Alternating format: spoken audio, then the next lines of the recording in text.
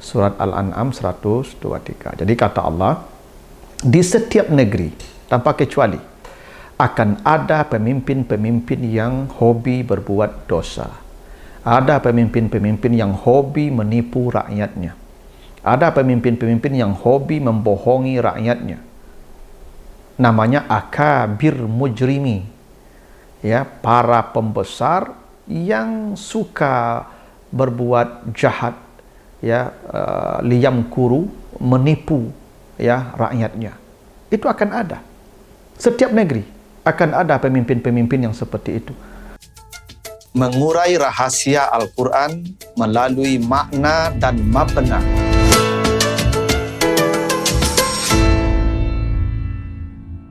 Assalamualaikum warahmatullahi wabarakatuh. Alhamdulillahi rabbil alamin. Assalatu wassalamu ala asrafil anbiya'i wal mursalin wa ala alihi wa ashabihi ajmain. Para pemirsa program Makna dan Mabna yang dimuliakan Allah, kembali kita lanjutkan bahasan kita tentang struktur dan bangunan kata dan kalimat di dalam Al-Quran, serta makna dan pesan di balik bangunan dan struktur kata dan kalimat di dalam ayat-ayatnya tersebut. Kali ini kita akan bahas surat Al-An'am ayat 123. Kita baca ayatnya. Al-An'am 123. A'udzubillahi minasyaitonirrajim. Wa kadzalika ja'alna fi kulli qaryatin akabira mujrimiha liyamkuru fiha wa ma yamkuruna illa bi anfusihim wa ma yash'urun. Ya. Artinya, dan seperti itulah kami jadikan di setiap negeri ada pembesar-pembesar yang yang melakukan dosa, ya, pembesar-pembesar yang hobi berdosa, supaya mereka berbuat tipu daya, makar di negeri itu. Dan tidaklah mereka berbuat makar kecuali untuk diri mereka sendiri, dan mereka tidak menyadarinya. Itu artinya surat Al-An'am 123. Jadi kata Allah, di setiap negeri tanpa kecuali akan ada pemimpin-pemimpin yang hobi berbuat dosa. Ada pemimpin-pemimpin yang hobi menipu rakyatnya. Ada pemimpin-pemimpin yang hobi membohongi rakyatnya. Namanya akabir mujrimi. Ya, para pembesar yang suka berbuat jahat, ya, liyam kuru, menipu ya rakyatnya. Itu akan ada. Setiap negeri akan ada pemimpin-pemimpin yang seperti itu, yang suka menipu rakyatnya, yang suka ya berbuat makar terhadap rakyatnya yang kritis kemudian dikriminalisasi, dipenjara, diperkarakan, dikasuskan. Itu namanya liyam kuru. Ada akabir mujrimin namanya. Pemimpin-pemimpin yang memang tidak takut dengan dosa, hobi berbuat dosa. Nah, ada hal yang menarik. Di sini disebutkan kata karya, negeri, di mana kata negeri itu mungkin pernah kita bahas pada video sebelumnya. Kata negeri itu ada beberapa sinonim. Di antaranya ada kata al-balad, ya, al-balad. Apa bedanya karya dengan balad? Kenapa tadi pemimpin-pemimpin yang penjahat itu diutusnya ke karya, bukan ke balad? Balad itu negeri yang aman, damai, teratur. Itu namanya balad. Balad itu negeri yang aman, damai, dan teratur. Makanya nanti baca di surat Ibrahim 35. Wa iz qala Ibrahim rabbi ja'al hadzal balad aminan. Ini negeri yang aman nih. Ya Tuhan, jadikanlah ini negeri yang aman. Maka al-balad aminan. Negeri yang aman itu namanya al-balad. Begitu juga di surat al-balad di surat wa hadzal baladil amin, ya, surat At-Tin yang ketiga. Itu kota Makkah disebut al-balad al-amin karena memang negeri yang baik, negeri yang teratur, namanya al-balad al-amin. Makanya negeri yang penuh dengan kebaikan itu disebut dengan baldatun thayyibah. Nanti baca surat Saba 15. Laqad kana fi li Saba fi maskanihim. Dan seterusnya, ya, washkuru lahu baldatan thayyibatan wa rabbun ghafur. Jadi ada negeri, ya, baldatun thayyibah namanya, negeri yang baik. Negeri yang baik itu disebut dengan baldah, ya, negeri yang penuh dengan kebaikan. Adapun karya itu negeri yang penduduknya didominasi oleh para penjahat. Jadi kalau sebuah negeri didominasi oleh para penjahat itu biasa disebut karya. Baca nanti Al-A'raf 163. Al-A'raf 163. Was'alhum anil qaryah allati kanat hadiratal bahri. Jadi ada negeri yang itu ya'dun, yang suka melampaui batas. Negeri yang penduduknya melampaui batas, berbuat tidak sesuai dengan aturan Allah, membangkang pada aturan Allah, maka negerinya disebut Al-Qaryah. Al-Qaryah. Itu di Al-A'raf 163. Coba cantik di Al-Isra 16. Al-Isra 16. Wa iza aradna an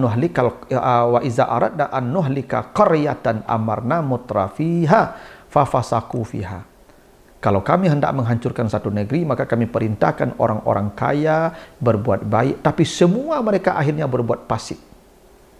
Bukannya berbuat baik, tapi berbuat fasik.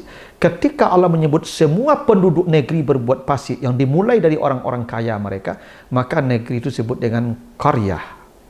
Karena negeri ini masif orang-orang fasik di sana. Nah, coba perhatikan Al-Anbiya ayat 11. Ya, Al-Anbiya ayat 11. Wa kam qasamna min qaryatin kanat zalimatan. Betapa banyak negeri yang kami hancurkan yang seluruh penduduknya sudah berbuat zalim. Qaryah kanat zalimah. Qaryah itu sudah semua, makanya zalimah. Zalimah itu ke qaryah karena semua penduduknya sudah zalim. Maka penduduk negeri yang semuanya zalim disebut dengan qaryah. Nanti baca di surah Al-Anbiya juga ayat 74. Al-Anbiya 74. Nabi Lut diutus ke kaum Sodom. Kaum Sodom itu semuanya LGBT. Maka kata Allah, wa najainahu minal qaryah allati kanat ta'malul khaba'is. Kami selamatkan itu Nabi Lut dari negeri yang masif kejahatan di sana. Disebut qaryah ya.